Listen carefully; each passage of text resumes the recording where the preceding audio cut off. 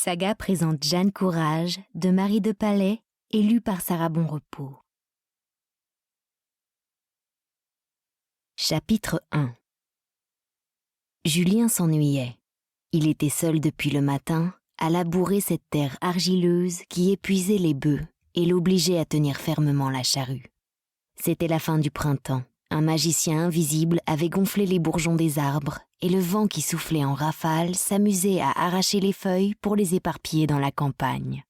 Un pâle soleil se voulait encourageant, mais le jeune homme ne voyait pas la fin de son travail, ni n'entendait âme qui vive. Jeanne, la petite vachère, venait de lui apporter son dîner. Un peu de soupe, une tranche de lard et un morceau de fromage avec un peu d'eau dans une bouteille. Il arrêta ses bœufs à la lisière du champ, chercha des yeux un endroit à la fois abrité et assez dégagé pour qu'il puisse contempler le paysage tout en se restaurant. Il s'assit avec un soupir et saisit la marmite où se trouvait la soupe. Quelques pommes de terre nageaient accompagnées de poireaux verdâtres. Le mélange ne lui parut pas très appétissant. Il y plongea la cuillère et au même moment entendit un cri strident, affolé, qui semblait venir du chemin en contrebas. Sans réfléchir, il se précipita.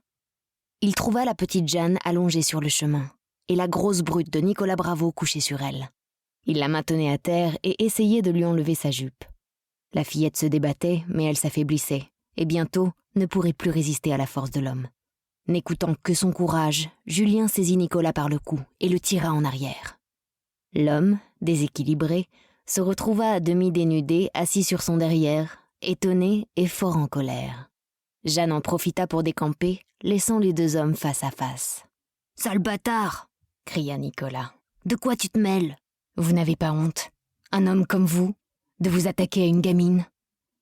L'autre le regarda, sans répondre, l'air mauvais. Il se rajusta et, sans demander son reste, fila à grandes enjambées avant de disparaître dans le chemin en criant « Tu ne paies rien pour attendre, crois-moi !» Julien rejoignit ses bœufs, pensif. Il était domestique et venait de s'attaquer à un ami de son patron, un homme respecté dans tout le pays, un voisin de la ferme où il travaillait. Il savait qu'il risquait sa place. Mais aussi, il ne pouvait laisser violer cette petite par cette grosse brute, aussi respectable qu'elle paraisse. L'attitude du gros Nicolas le révoltait. Il s'assit et reprit son repas. Les bœufs ruminaient tranquillement. La soupe était froide et le souvenir de Jeanne couchée sous son agresseur lui avait coupé l'appétit. Il se força à manger tout en réfléchissant. Il s'attendait au pire.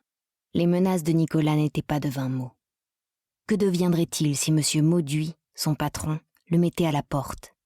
Il n'avait aucun endroit où aller, étant enfant de l'assistance, et il savait bien qu'il ne retrouverait pas de travail de sitôt.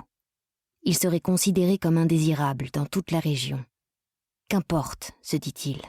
Il avait fait ce que tout honnête homme aurait fait à sa place. Il n'avait pas à en rougir. Tout l'après-midi, appuyé à sa charrue, Julien rumina cette rencontre. Et le soir, quand il ramena à l'étable ses bœufs fourbus, il sentit son cœur battre d'appréhension. Il n'avait pas tort.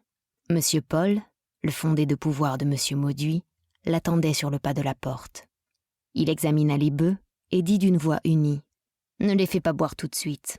Laisse-les reposer. Ils sont fatigués et en sueur. Tu t'en occuperas après. Suis-moi. J'ai à te parler. » Sans répondre, Julien déjoignit ses bêtes, entra à l'étable, les attacha, puis se dirigea vers la pièce où Monsieur Paul recevait les amis du patron et, plus rarement, ses domestiques. Les servantes qu'il rencontra le regardaient d'un air curieux. Il frappa à la porte et entra sur un bref « Entrez ». Julien tenait sa casquette à la main et regardait ses sabots encore emplis de terre en entrant dans l'antre du patron. « Approche » fit Monsieur Paul. « J'ai renvoyé Jeanne. Elle s'amuse à aguicher les hommes et il paraît que tu la défends. » « Non, je ne veux pas de tes explications. Je sais à quoi m'en tenir. Nicolas m'a raconté. Cette fille semait la zizanie chez nous, et comme tu prends son parti, je ne pourrai pas te garder non plus. C'est dommage, tu es un bon ouvrier et j'ai bien besoin de toi. Alors, malgré Nicolas, je vais te garder jusqu'à la fin des moissons. Mais après, tu iras chercher du travail où tu voudras. Si tu en trouves, ajouta-t-il avec un regard en coin. Julien, pétrifié, ne trouvait pas un mot à dire face à cette injuste sanction. Monsieur Paul continua. « Bien entendu, je ne te reprendrai pas l'année prochaine, et, reprit-il après un silence, Inutile de propager cette histoire dans tout le canton. Si elle s'ébruite, ce sera ta faute, et je te renverrai sur le champ. Tu m'as compris ?» Julien baissa la tête et ne répondit pas. Une rage froide le secouait tout entier et le faisait trembler. Il sortit sans un mot, ivre de colère et de rancœur, tandis que M. Paul lui criait « Et n'oublie pas de t'occuper des bœufs !» Quelle injustice! C'était un autre qui s'était mal conduit et c'est lui qu'on punissait, lui qui avait agi selon sa conscience. Où étaient les belles vertus morales que ces gens de la haute devaient faire respecter? Étaient-ils eux-mêmes au-dessus des lois? Ainsi Jeanne était renvoyée. Pauvre gamine, se dit-il. Elle vivait seule avec sa mère veuve et ne devait pas manger tous les jours à sa faim. Qu'allait-elle devenir maintenant? Le lendemain, Julien retourna au champ et se retrouva à labourer une autre parcelle. Mais cette fois, il ne se passa rien. Son repas lui fut apporté par un jeune garçon qu'il ne connaissait pas. Le reste de la semaine s'écoula sans autres incidents. Le temps passa et arriva la saison des moissons. Sous un soleil de plomb, maîtres et valets s'affairaient dans les champs. Les épis dorés tombaient sous la faucille des moissonneurs et les gerbes lourdes s'amoncelaient en gerbiers qui attendraient patiemment les chars puissants tirés par les bœufs nonchalants. Julien songeait qu'il vivait ses derniers jours à la ferme et peut-être dans le pays. Le dimanche était jour de repos. De toutes les fermes, les domestiques profitaient de cette pause hebdomadaire pour se retrouver l'après-midi. Après s'être occupé de ses bœufs, Julien revêtait ses plus beaux habits et filait jusqu'à l'Anglade, le village voisin, où il rencontrait d'autres domestiques comme lui. S'ils avaient de l'argent, ce qui était rare, ils allaient à l'auberge, jouer aux cartes en buvant un canon de mauvais vin. S'il faisait beau, ils se promenaient au hasard des chemins. Julien avait un ami qu'il avait connu autrefois, Prosper, un enfant de l'assistance comme lui, qui ce jour-là n'arrêtait pas de se plaindre. Il n'était pas heureux chez son patron. « C'est pas rigolo chez ce vieux grigou, » disait-il. « On travaille de l'aube au couchant pour un salaire de misère et en plus il nous fait tomber la nourriture de haut. On mange plus de pommes de terre que de lard. Toi, c'est correct la nourriture ?» Julien haussa les épaules, n'osant dire ce qui le tracassait. Il répondit platement « C'est correct, mais je crois que je ne resterai pas après les moissons.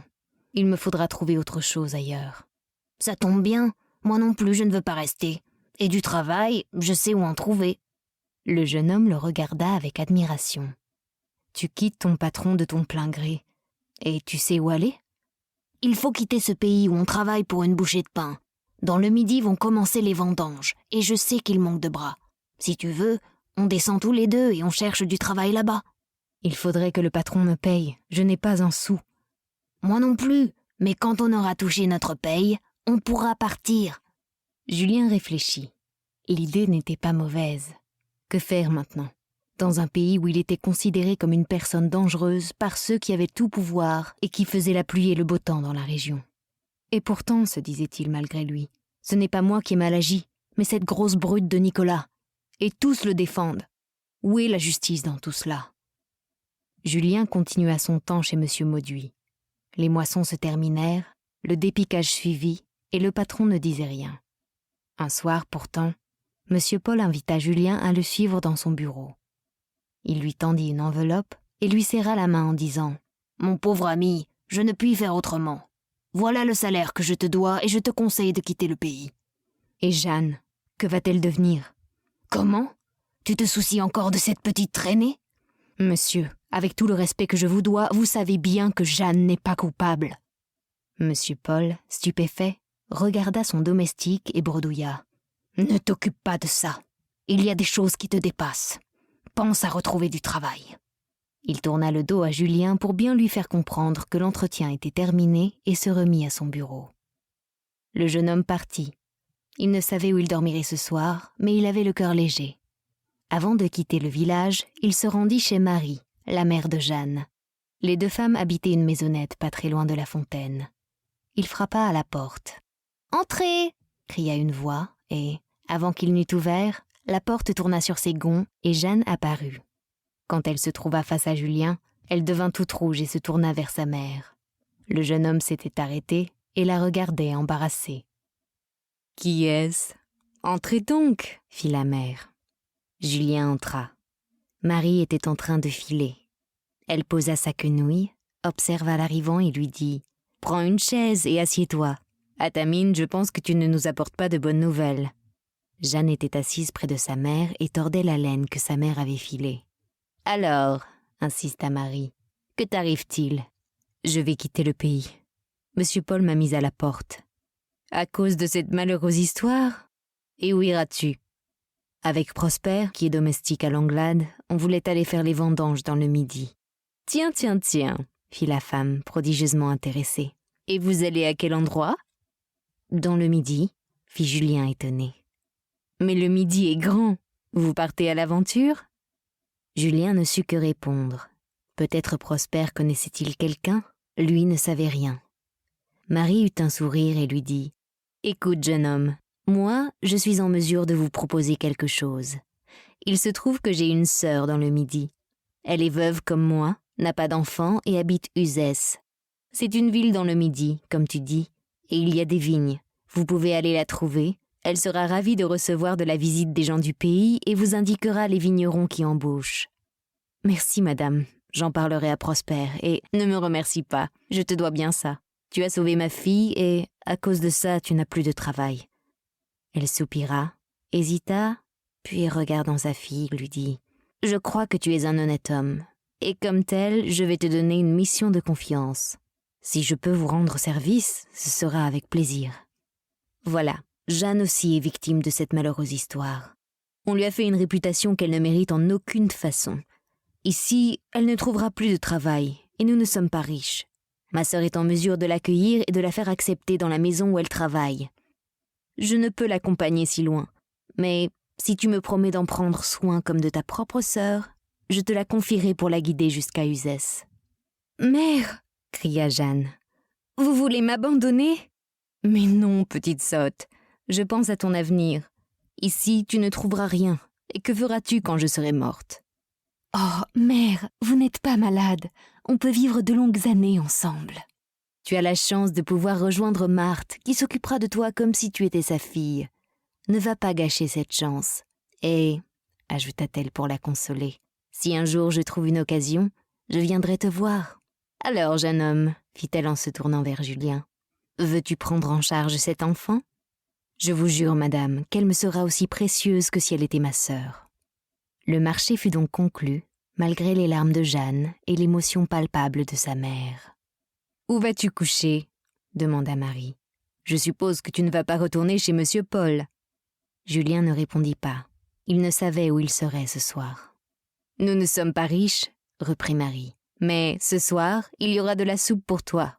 Et si tu veux, tu coucheras dans l'étable avec la chèvre. » Le jeune homme remercia et s'en fut trouver Prosper. Il dut encore attendre une bonne semaine pour que Prosper eût fini ses engagements. Enfin, le lundi suivant, par un matin de septembre, alors que le jour se faisait paresseux et hésitait à montrer sa frimousse rose, les deux amis, accompagnés de Jeanne en pleurs, prirent la route vers l'inconnu. Marie les escorta un bout de chemin. Elle ne pleurait pas, mais ses lèvres serrées, ses mains tremblantes et ses paroles entrecoupées signalaient une forte émotion. Quand elle les quitta, après avoir embrassé sa fille qui s'accrochait désespérément à ses jupes, elle leur dit « Rappelez-vous, ma sœur s'appelle Marthe Vernet et elle habite rue de l'Église. Ne vous en faites pas, madame, nous la trouverons et lui amènerons Jeanne. Merci, mes enfants, et bonne chance. » Elle les laissa et resta longtemps sur le bord du chemin, à écouter décroître le son de leurs pas. Les deux garçons, pleins de confiance, avançaient rapidement, faisant claquer leurs sabots sur les cailloux du sentier. La jeune fille trottinait à leur côté. Ses larmes séchaient avec la vision de nouveaux paysages. Elle, qui n'avait jamais quitté son village, découvrait avec admiration et étonnement d'autres villages, d'autres routes plus grandes et des gens comme elle n'en avait jamais vu un tel nombre. Village après village, chemin après sentier, matin après matin, ils avançaient vers un pays qui saurait les accueillir et où ils espéraient trouver enfin une vraie liberté. Le chemin était long et fatigant. Depuis le matin, ils marchaient sur la route poussiéreuse. La soif les tenaillait. Quand ils le pouvaient, et s'ils traversaient un village, ils s'abreuvaient à la fontaine et remplissaient leurs gourdes. Les provisions séchaient dans la besace qui leur sciait le dos, Mais ils avançaient toujours sous le soleil implacable qui semblait taper de plus en plus fort à mesure qu'ils avançaient et se rapprochaient de cette ville lointaine inconnue de Julien et de Jeanne. Prosper, lui, connaissait le pays. Ce n'était pas la première fois qu'il descendait pour les vendanges, mais aujourd'hui, ce n'était pas le joyeux compagnon heureux de rejoindre le midi pour travailler, bien sûr, mais aussi pour faire bombance et goûter à ce vin qui coulait à flots au temps de la récolte du raisin, mais n'apparaissait jamais sur la table des domestiques en Lozère. Il partait presque par force, car il avait osé tenir tête à son patron qui lésinait sur le prix promis. L'autre l'avait payé, mais l'avait averti de ne plus se présenter chez lui. Et, en plus, il s'était encombré de ces deux innocents, dont cette fille, qui suivait sans trop rechigner, mais qui n'était pas à sa place dans ce monde d'hommes. La route tournait et retournait, côtoyant des gorges profondes et surplombées par d'énormes rochers noirs, sentinelles éternelles qui paraissaient surveiller les vallées. Des villages s'égrenaient tout au long du chemin. Florac, cerné par ses montagnes, le collet de Dèze, Sainte-Cécile, et puis, en fin de journée, ils arrivèrent à la Grande Combe, une ville toute noire où, disait-on, on extrayait du charbon qui remplaçait le bois, mais qu'il fallait aller chercher dans des galeries sous terre. « C'est bien autre chose que de travailler dans la terre comme des rats », jeta Prosper. « C'est pas le tout, mais il faut chercher un endroit pour la nuit. » Ni Julien ni Jeanne ne répondirent. Ils se sentaient étrangers et se fiaient à l'expérience de l'ancien. Ils trouvèrent un coin abrité et décidèrent de s'y arrêter. Pas très loin de l'endroit qu'ils avaient choisi, un groupe de gavots, garçons et filles, menait grand bruit. Comme eux, pensait-il, ils partaient pour les vendanges. Jeanne aurait bien aimé les rejoindre. Une angoisse sourde qu'elle ne s'expliquait pas la tenaillait. Elle avait surpris les regards lourds de Prosper qui la détaillaient tout le long du chemin. Julien ne s'était rendu compte de rien. Aussi fut-il très étonné quand son compagnon lui dit « Quand la nuit sera tout à fait tombée et que les autres seront endormis, on se fera la petite. » Julien hésita à comprendre. « Quoi ? Dis donc, on ne va pas la contempler comme une madone. Elle sera ravie qu'on s'occupe d'elle. » Tu ne veux pas dire que... Si, tu n'es pas d'accord ? Non. Sa mère me l'a confiée. Pour moi, c'est comme ma sœur. Mais d'où tu sors, toi ? Ça se fait, tu sais, et personne ne s'en plaint. Tu ne le feras pas. Je la défendrai. C'est moi le chef. Je passerai le premier. Si ça ne t'intéresse pas, tu la laisseras, mais moi, j'en profiterai. Elle me doit bien ça. C'est moi qui vous ai conduit jusqu'ici. Non, tu ne le feras pas. Je t'en empêcherai. Jeanne, qui s'était écartée un peu, fut étonnée de les voir dressés l'un contre l'autre, prêts à se battre, mais elle ne dit rien. Julien saisit son sac et lui dit « Viens, on s'en va. » De plus en plus étonnée, elle ramassa ses quelques hardes et se leva pour le suivre. Un sourire narquois aux lèvres, Prosper les regarda partir, mais ne pit pas mot. « On va où ?» demanda la jeune fille. « On continue, » répondit Julien. La nuit était tombée. Jeanne ne savait si elle était soulagée ou contrariée de cette décision. Elle était fatiguée. Elle aurait bien aimé se reposer un peu et dormir à même la terre, bien que ce soit la première fois qu'elle couche ainsi à la belle étoile. Ils poursuivirent leur chemin en silence. Jeanne commençait à paniquer en voyant le ciel devenir de plus en plus sombre. Julien cherchait un endroit où s'arrêter, mais la nature devenait hostile. Ils croisèrent alors un couple de gens âgés qui conduisaient un attelage de vaches et Julien demanda « Vous ne connaîtriez pas un endroit où nous pourrions coucher, s'il vous plaît ?»« Mon pauvre homme, ici il n'y a rien. Vous auriez dû vous arrêter avant. Où allez-vous ?»« On descend à Uzès, chez la tante de Jeanne, et moi je cherche du travail pour les vendanges. » Les deux vieux se regardèrent et la femme dit « Peut-être que vous pourriez venir. On a une grange abandonnée. Si vous ne fumez pas, on vous la prête pour la nuit. »« Vous nous aiderez à décharger la charrette, » ajouta le vieux. « Bien sûr, » répondit Julien, enchanté de ne pas passer la nuit dans la nature. La maison du couple était toute petite, située au milieu d'un champ. L'étable des deux vaches se situait sous l'unique pièce d'habitation, et la grange voisine flanquée au-dessus d'un hangar où l'on apercevait tout un arsenal de vieux outils rouillés. Le vieux vit que Julien y jetait un coup d'œil. « Autrefois, ça servait, mais depuis que mon fils est parti, personne ne les touche. »« Vous avez un fils ?» s'informa poliment le jeune homme. « Eh oui, même une fille. Mais fils et gendre travaillent à la mine. C'est mieux que la terre, même si on risque plus gros. Voulez-vous décharger votre récolte ? Il va faire nuit. Je préfère attendre demain matin. Mais ton aide ne sera pas de refus. » Entendu. je viendrai vous aider. » Pendant ce temps, la vieille questionnait Jeanne. « Comment ça se fait que tu cours les routes avec cet homme? C'est ton promis? »« Non, j'ai été obligée de quitter le village et il a offert de m'accompagner chez ma tante. »« Tu devrais te méfier. Les hommes, tu sais, quand ils voient une jolie fille... »« Je sais, mais il a promis à ma mère de me traiter comme sa sœur. » Les promesses tiennent les enfants contents. Méfie-toi quand même. Jeanne ne répondit pas. Elle hésitait à lui raconter les propositions malhonnêtes de Prosper, mais, comme le vieux arrivait en compagnie de Julien, elle se tut. « On déchargera demain matin, » fit l'homme. « En attendant, on va manger une écuelle de soupe. » Chapitre 2. Le lendemain, aux aurores, Julien se leva sans bruit. Il jeta un coup d'œil à l'endroit où se trouvait Jeanne, mais la fille disparaissait dans les profondeurs du foin. Il sentit l'air déjà chaud de cette fin d'été et s'approcha de la maison de son hôte. Il eut la surprise de le voir debout. Tourné vers l'horizon, il contemplait l'énorme montagne noire qui lui cachait le paysage. « Si c'est pas malheureux, » fit-il sans se retourner, « d'avoir cet emplâtre en face. Il nous cache la ville. » Julien ne répondit pas. Le vieux se retourna. « Bonjour, » fit-il. « Bien dormi? Où est ta femme? » « Ce n'est pas ma femme, c'est une petite voisine qui a dû fuir le pays à cause d'un gros porc et que sa mère m'a confiée pour que je la conduise chez sa tante à Uzès. »« Ah » fit l'homme simplement.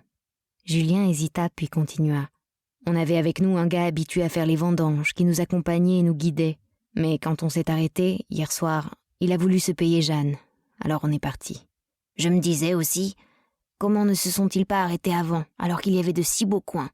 C'était ça. » Sans attendre davantage, il se dirigea vers l'endroit où l'homme avait remisé sa charrette la veille. La grange était en hauteur et il fallait hisser les fourchetés jusqu'à l'étroite ouverture. Le vieux s'apprêtait à se mettre à la charrette quand Julien lui dit « Montez à la grange, je vous ferai passer le foin. » Il ne se fit pas prier, et sans dire un mot, chacun s'installa et se concentra sur son travail. On n'entendait plus dans le calme matinal que le bruit des fourches heurtant de temps en temps le mur de la lucarne. Une bonne demi-heure après, le foin était engrangé et les deux hommes s'essuyaient le front, d'où coulait une sueur mêlée de poussière. Le vieux reparut sur l'air au moment où la vieille sortait sur le pas de la porte et leur criait « La soupe est prête! Venez déjeuner !» Julien lança un coup d'œil vers l'appentis où il avait passé la nuit. Rien ne bougeait. Il se hâta vers le bâtiment et ouvrit grand la porte. Jeanne était debout, regardant hébétée la grange emplie de vieux débris de foin et de paille, comme si elle n'arrivait pas à comprendre où elle se trouvait. « Alors, réveillée ?» lança Julien. « La soupe nous attend. » Elle parut sortir de sa rêverie et le suivit en silence. Quand ils arrivèrent à la cuisine, une forte odeur d'ail les accueillit. La vieille avait disposé 4 écuelles sur la table où la soupière fumante les attendait. « Le matin, nous mangeons l'eau bouillie, » expliqua le vieux. « Venez vous joindre à nous. » Ils s'approchèrent et s'assirent aux 2 places restées vides. La vieille servit la soupe déjà trempée en commençant par son mari, puis Julien et en terminant par elle-même. Ils mangèrent en silence, même si Julien aurait bien aimé en apprendre un peu plus sur le pays où il venait pour la première fois. « C'est loin, Uzès ?» demanda-t-il quand il eut terminé son écuelle. « Pour vous qui êtes jeune, vous y arriverez ce soir. Moi, j'aurais mis un peu plus de temps. C'est vers où? »« Continuez tout droit, » répondit le vieux en faisant un geste vague vers le sud. « Vous ne pouvez pas vous tromper. »« Tu sais lire ?» fit-il à Julien. « Et toi ?» demanda-t-il à Jeanne. « Je sais lire un peu, mais pas beaucoup. »« Les vendanges commencent, vous en trouverez d'autres qui descendent. Suivez-les. » Le silence revint tandis que la vieille apportait du fromage et de l'eau. Après le repas, Julien et Jeanne se levèrent. Julien remercia leurs hôtes et ils reprirent leur route. Le vieux les accompagna un bout de chemin et leur indiqua la direction à prendre. Leur maigre bagage sur l'épaule, ils se mirent en marche et presque tout de suite entrèrent dans la ville d'Alais. Le temps était beau, le soleil brillait et commençait à taper fort. La chaleur était plus intense qu'en Lozère. Ils avançaient toujours tout droit, comme le leur avait recommandé le vieux. Jeanne déchiffrait les rares panneaux qu'ils rencontraient, mais ne trouvait pas le nom d'Uzès dont elle avait gardé les lettres dans sa mémoire. Ils longeaient une rivière à moitié sèche tout en se demandant si elle les conduirait à la ville qu'ils désiraient atteindre quand ils aperçurent, arrivant derrière eux, la joyeuse bande qu'ils avaient entrevue la veille alors qu'ils étaient encore avec Prosper. Ils les attendirent et Julien les interpella.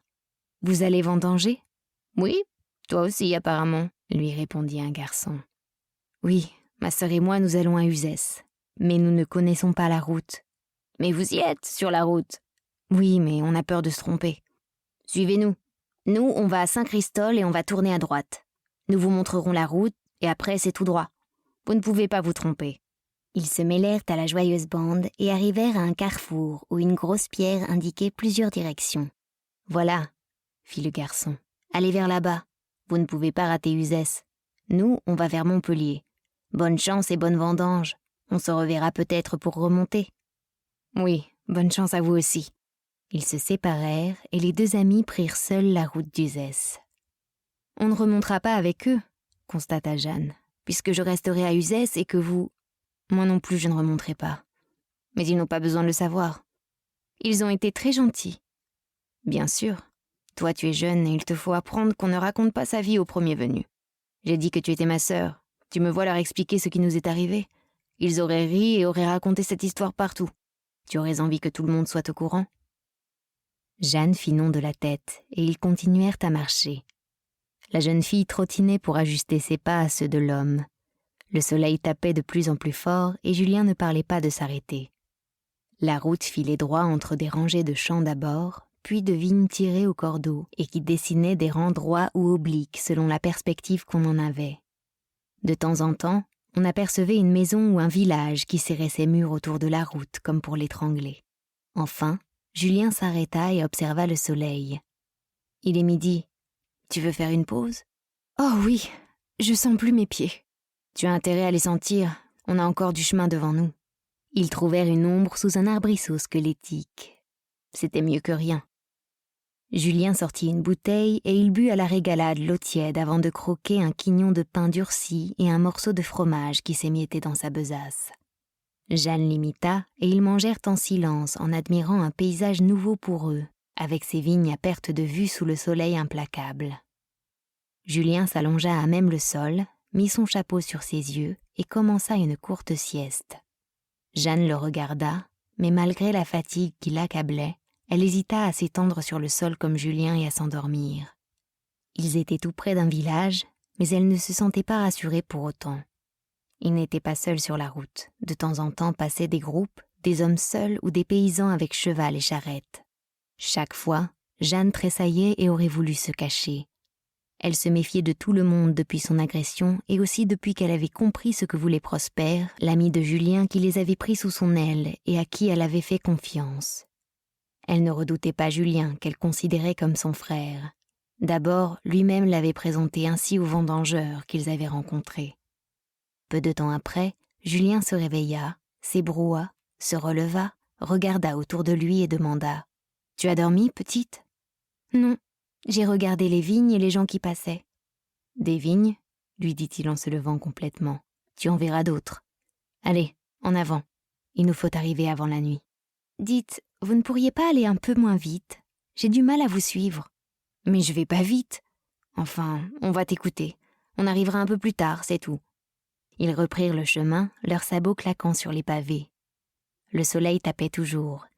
Des groupes les dépassaient en leur jetant des regards goguenards. 2 hommes les rattrapèrent et l'un d'eux interpella Julien. « Oh, grande jambe, où vas-tu en si bonne compagnie ? »« Bonjour, bonne lame, je vais vendanger, et toi ?»« Ben moi aussi. Et tu emmènes ta promise ?»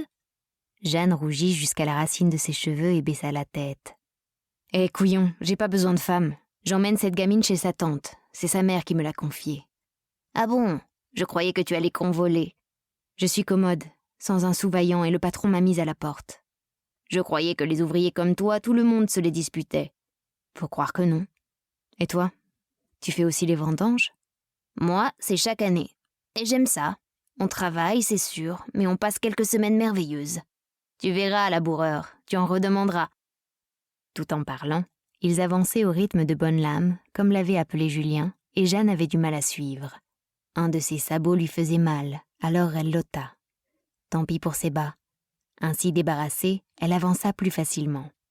Elle comprit que les 2 autres allaient aussi vers Uzès et cela la rassura. La route continuait sans fin et ils avaient maintenant à droite et à gauche d'énormes platanes qui bordaient la route.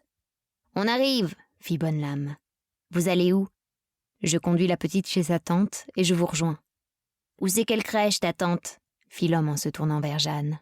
« En face de l'église, » répondit la jeune fille. « Et elle s'appelle comment ?»« Marthe Vernet. »« Bon, on va trouver, » fit l'homme. Ils arrivaient dans la ville alors que la nuit tombait. Les bas de Jeanne étaient troués et ses pieds étaient endoloris. Ils entraient dans la ville où de nombreux habitants prenaient le frais sur le pas de leur porte. Bonne-Lame s'adressa à l'un d'eux. « Vous ne connaîtriez pas Marthe Vernet par hasard ?»« La veuve Vernet ? Tout le monde la connaît. Qu'est-ce que vous lui voulez ?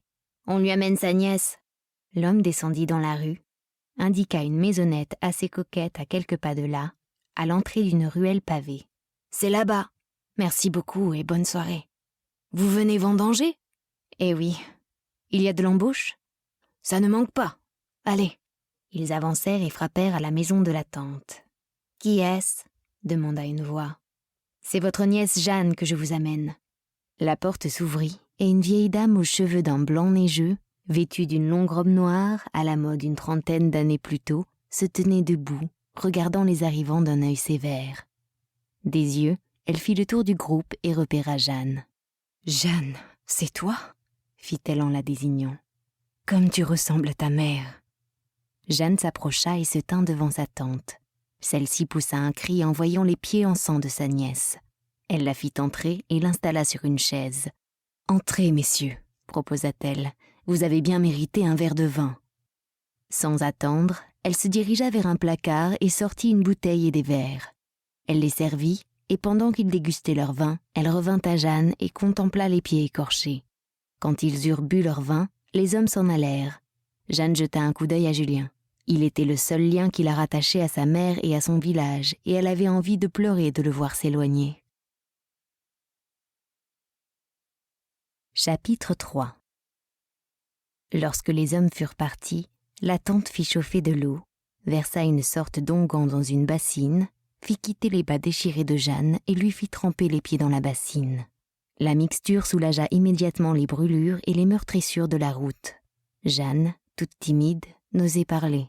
Ce fut sa tante qui lui dit « Maintenant, raconte-moi pourquoi ta mère t'envoie ici, sans me prévenir. » Alors Jeanne, confuse, lui expliqua la tentative de viol et l'arrivée providentielle de Julien. Son patron l'avait renvoyé et Julien aussi avait perdu son travail. La tante hocha la tête et soupira. « C'est toujours pareil. Partout les gros écrasent les petits. » « Bon, tu tombes bien. Tu m'aideras à vendanger. »« Vous avez des vignes ?»« Eh oui, ma petite. J'ai quelques vignes qui me viennent de mon défunt mari. Il n'y en a pas beaucoup, mais quand même elles me tiennent mon vin et j'en vends même à quelqu'un de là-haut. Félix Fabre, de Saint-Étienne du Val-d'Aunaise, me prend toute ma récolte. Mon voisin m'aide pour le pressoir. Le reste, je le fais moi-même.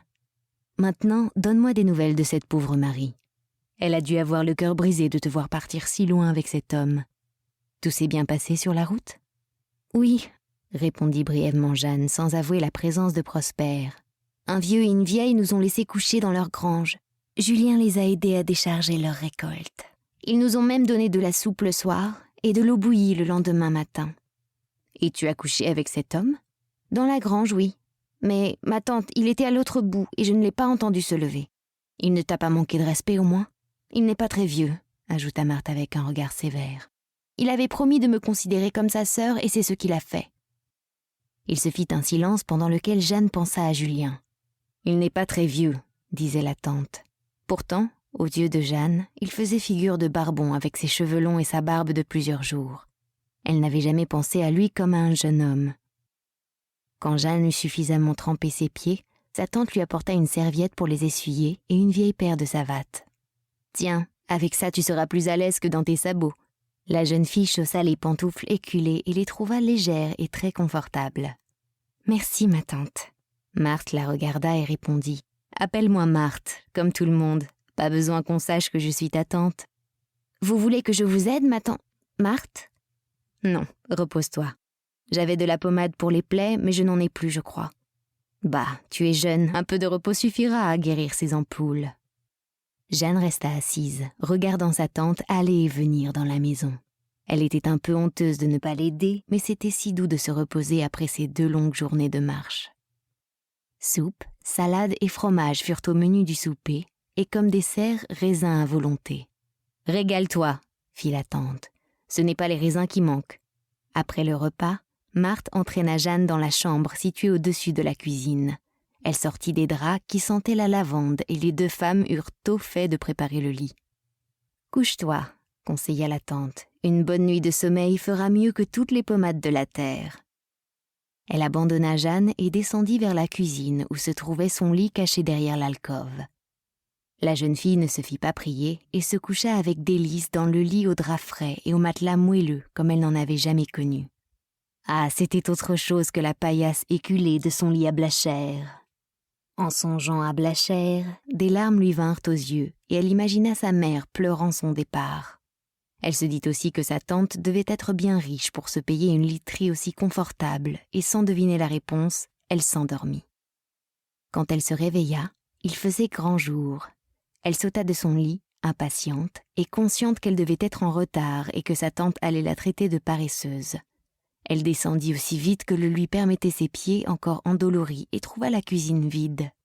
Elle se désola. Sa tante n'avait pas voulu la réveiller et maintenant, elle se trouvait seule dans une maison inconnue sans savoir à quoi s'occuper. Elle n'osa ouvrir le buffet pour chercher quelque chose à manger et s'assit sur une chaise, ne sachant que décider. Tout à coup, la porte s'ouvrit et Marthe entra. « Déjà levée ? Tu aurais pu dormir encore, le temps n'est pas pressé. »« Je croyais qu'on devait aller vendanger. »« Non, le raisin n'est pas encore tout à fait mûr. Celui que nous avons mangé hier soir vient d'une vigne bien exposée. Et puis, c'est du raisin de table. On commencera par la vigne de Louis, le voisin. Depuis la mort du pauvre Jules, mon mari, il s'occupe de mes vignes. C'est lui qui décide. On ira d'abord vendanger pour lui et on terminera par mes vignes. » Jeanne ne voyait pas trop bien ce que voulait dire sa tante, mais ne demanda pas d'explication.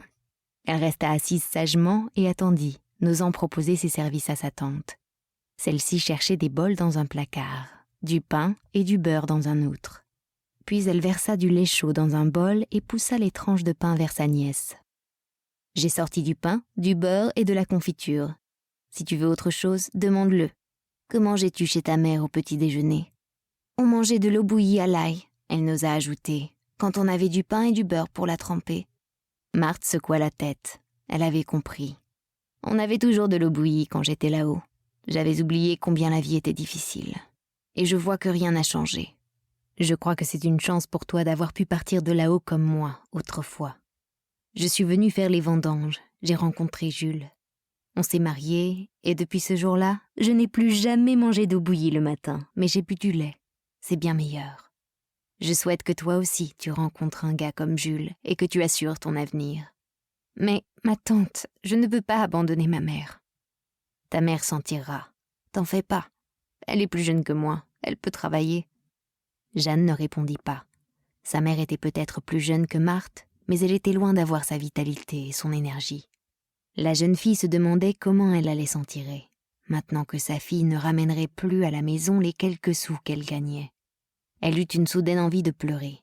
Il lui semblait qu'elle était une fille dénaturée d'avoir abandonné sa mère, sans ressources, à la merci de M. Paul, son patron, qui lui ferait payer son départ.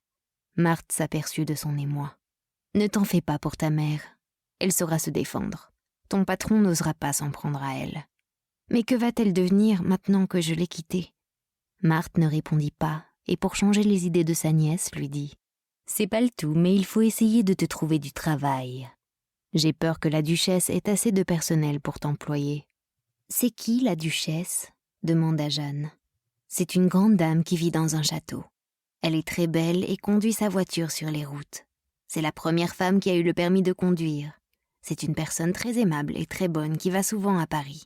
Tu la rencontreras, t'en fais pas. On la voit souvent en ville. » Après le déjeuner, Marthe emmena sa nièce faire un tour en ville pour aller voir si, au château, on n'avait pas besoin d'une servante prête à faire n'importe quel travail. Elles partirent toutes les deux.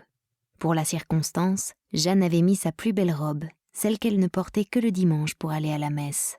Marthe l'examina de la tête aux pieds. Elle portait une simple robe de drap brun égayée par un petit col de dentelle que sa mère, experte, avait confectionné avec un crochet. Elle appréhendait de chausser les sabots qui l'avaient blessée la veille, mais n'avait rien d'autre. « Laisse ces sabots. Tiens, j'ai une paire de bottines. Elles te seront peut-être un peu grandes, mais ce sera toujours mieux que tes sabots. » Jeanne ne se fit pas prier. Elle n'avait jamais connu que des sabots et se réjouissait de chausser des bottines si élégantes. Quand elle les eut essayées, elle les trouva très confortables et jeta un regard reconnaissant à sa tante. « Elles te vont très bien, tant mieux, je te les donne. Il y a longtemps que je ne les porte plus. »« Mais, ma tante, » bredouilla-t-elle toute confuse. « Laisse, je te ferai travailler et tu les gagneras. » Elles partirent vers le château qui dépassait en taille toutes les maisons environnantes. Jeanne avait oublié sa fatigue de la veille et ouvrait de grands yeux en longeant les petites rues pavées. Malgré l'heure matinale, un tas de gens circulaient dans les rues et avaient tous l'air pressés. Certains saluaient sa tante, d'autres ne jetaient même pas un coup d'œil dans leur direction. Habituée à la vie du village où tout le monde se connaissait et s'interpellait, Jeanne était fort étonnée de l'indifférence de ces gens. Elle n'osa pas en demander l'explication à sa tante. Celle-ci marchait rapidement et paraissait être aussi indifférente que les autres. La ville lui parut grande et belle. Elle admira en passant des tuiles multicolores qui brillaient au soleil encore chaud pour la saison. Elle croisait aussi des chevaux, conduisant des charrettes remplies de raisins. Alors, n'y tenant plus, Jeanne demanda « Il y en a qui vendangent ?»« Mais oui, les parcelles les mieux exposées. Et puis les gens du château commencent les premiers. Nous, ce sera la semaine prochaine ou l'autre. Il faut laisser commencer les plus importants. » Elles arrivèrent au pied du château et Marthe actionna un lourd heurtoir en bronze. Une soubrette arriva aussitôt et s'exclama « Marthe, c'est vous, bonjour !»« Bonjour Berthe, puis-je parler à monsieur Charles ?»« Entrez, je vais le chercher !» répondit la dénommée Berthe en jetant un regard à Jeanne. Elles entrèrent dans une pièce qui parut immense à Jeanne et attendirent en silence le retour de Berthe. Ce ne fut pas la servante qui entra, mais un homme, la quarantaine, tout habillé de noir et l'air intimidant. « Bonjour, Marthe, fit-il. Vous voulez reprendre le travail ? » « Non, monsieur Charles, je suis bien trop vieille. Je viens pour ma nièce que voici. Elle descend de la montagne et je me demandais si vous n'auriez pas une place pour elle. » L'homme jeta un regard dédaigneux à Jeanne, puis se tourna vers Marthe. « Pour le moment, ce ne sera pas possible. Nous avons le personnel au complet. Mais revenez au printemps. Alors, peut-être... » Vous savez, elle vient de la campagne. Elle connaît le travail. Je m'en doute, mais pour le moment, nous n'avons besoin de personne. Au revoir, Marthe. Au revoir, monsieur Charles. Monsieur Charles sortit de son pas tranquille, laissant Marthe et Jeanne toujours debout au milieu de la salle. Alors Marthe se décida à sortir, suivie de Jeanne qui demanda curieuse « C'était le mari de la duchesse ?» Marthe éclata de rire. « Mais non, c'est le chef du personnel. Un domestique un peu plus haut que les autres et qui le sait. »« Qu'est-ce qu'on va faire ? » ?»« Pour le moment, on va faire les vendanges, on verra après. » Elles repartirent vers la maison. En route, Marthe acheta une grosse miche chez le boulanger et elles rentrèrent en silence. Chapitre 4. Les vendanges battaient leur plein. Chevaux et charrettes apportaient vers les caves des quantités de raisins que de robustes gaillards piétinaient à qui mieux mieux. Un jus bouillonnant s'écoulait sous les rires et les cris des charretiers et des badauds attirés par l'odeur entêtante du mou. Au milieu des vendangeurs qui s'affairaient dans les vignes, Jeanne et sa tante travaillaient sans relâche. La vieille femme, habituée à ces journées épuisantes, coupait les grappes presque machinalement. Jeanne, qui travaillait à la chaîne pour la première fois, avait du mal à suivre le rythme. Elle ne sentait plus son dos, ou plutôt ne le sentait que trop car il lui faisait très mal. Chaque fois qu'elle se baissait pour saisir les grappes les plus basses, il se rappelait à sa mémoire en lui envoyant des élancements douloureux qui la paralysaient pendant quelques minutes. Depuis le début de la semaine, les vendanges enivraient la petite ville. Matin et soir, on voyait circuler dans les rues des hommes et des femmes qui partaient pour les vignes d'un pas vif le matin et plus traînant le soir. Malgré les cris et les rires, la fatigue pesait sur les épaules, mais le travail avançait. Les vendanges des vignes du père Morel, le voisin de Marthe, étaient terminées. Maintenant, c'était à celle de la tante que tout le monde s'activait. Toute la famille voisine s'y trouvait depuis le petit Denis, qui, du haut de ses 5 ans, essayait d'imiter les grands, jusqu'au grand-père, encore bon pied bon œil. Les 3 parcelles de la tante n'étaient pas très grandes, et le samedi, il était prévu de terminer le travail par le fardage, comme cela s'était passé sur les vignes du voisin. C'était à qui saisirait une grappe bien mûre et la plaquerait sur le visage de sa voisine en appuyant bien fort pour en extraire le jus sous les rires et les cris des autres rangées de vignes où se répétait le même scénario. Jeanne, qui ne s'y attendait pas, avait été surprise la première fois sous le rire des anciens qui guettaient sa réaction, mais depuis, elle s'était enhardie et méfiée. Et maintenant, c'était elle qui arrivait à farder les plus hardis qui l'avaient attaqué les premiers. Malgré sa fatigue et l'état de son dos, elle avait terminé cette dernière journée dans la joie. C'était bien la première fois qu'elle s'amusait et se trouvait à sa place dans cette ville inconnue où elle vivait depuis plus d'1 mois. Le train-train de la vie quotidienne avec seulement sa tante pour toute compagnie l'avait déprimée au tout début. Le manque de nouvelles de sa mère l'avait tracassée. Comment vivait-elle son départ? Comment se débrouillait-elle toute seule? Les questions ne manquaient pas, et malgré les paroles rassurantes de sa tante, Jeanne n'était pas tranquille. Si bien que Marthe l'avait emmenée un mardi à la cave pour rencontrer Félix Fabre, un marchand de vin de Saint-Étienne qui venait tous les mois s'approvisionner et que Marthe connaissait bien. Jeanne l'avait aperçu quelquefois dans les rues du village, faisant rouler ses tonneaux chez les uns ou les autres. Il ne venait jamais chez elle car elle ne buvait pas de vin. Félix, qui connaissait la mère de Jeanne et aussi Marthe, fut ravi de rencontrer la jeune fille. Il lui promit de porter des nouvelles à sa mère et de lui en donner en retour le mois suivant. En l'écoutant parler de Blachère avec sa tante, la jeune fille sentait ses yeux se gonfler de larmes. Et pourtant, il fallait bien qu'elle l'avoue. Ici, sa tante était à l'aise et s'occupait bien d'elle. Elle mangeait à sa faim et Marthe achetait de la viande de temps en temps, un luxe que sa mère ne pouvait se permettre. Jeanne et sa mère étaient heureuses quand un voisin leur apportait un plat de cochon quand il tuait la bête. Avec quelques vieilles poules parmi celles qu'élevait Marie, c'était la seule viande qu'elle avait mangée. Ici, de temps en temps, Marthe se rendait chez le boucher et en rapportait des plats de côte qu'elle cuisinait en pot-au-feu ou des ragoûts délicieux avec leur parfum de laurier. Jeanne avait repris des couleurs et malgré le travail qu'elle devait fournir, car sa tante ne lui laissait pas une minute de libre, la jeune fille considérait que la vie ici était plus facile qu'à Blachère. Et puis, il faisait beau. Il n'y avait pas ce brouillard déprimant qui, en automne, envahissait la vallée et la noyait dans une fraîcheur glacée. À part ces instants de cafard, à la vue de Félix, Jeanne se trouvait bien à Uzès. Le temps passait. Les vendanges étaient terminées et Marthe ne trouvait pas de travail pour sa nièce. Elle demandait à tous les commerçants, à ses amis et connaissances s'ils ne connaissaient pas quelqu'un qui aurait pu embaucher la jeune fille, mais ses efforts restèrent vains. Le hasard les fit rencontrer, lors d'une promenade, une dame encore plus vieille que la tante Marthe, mais beaucoup mieux habillée, avec l'air d'une grande bonté. Marthe la salua courtoisement et expliqua à Jeanne que cette personne était une ancienne amie de la duchesse qui vivait au château. Pendant sa jeunesse, elle avait fréquenté le beau monde et avait épousé un étranger, un Allemand qui vivait en France depuis des années. Il était fort riche et ils avaient vécu dans l'opulence, malgré le dédain de toute la noblesse du coin qui leur avait tourné le dos, considérant que Günther était un espion à la solde de l'Allemagne. La guerre de 1870 venait de se terminer à l'époque et l'antigermanisme était très virulent. Le couple avait beaucoup voyagé et mené grand train, mais la vieillesse était venue et, avec elle, la maladie de Günther, qu'Edith, c'était le prénom de la vieille dame, avait soigné avec amour. Après la mort de son mari, Edith s'était enfermée chez elle, ne sortant que tous les matins pour assister à la messe. Marthe, qui la connaissait, la salua.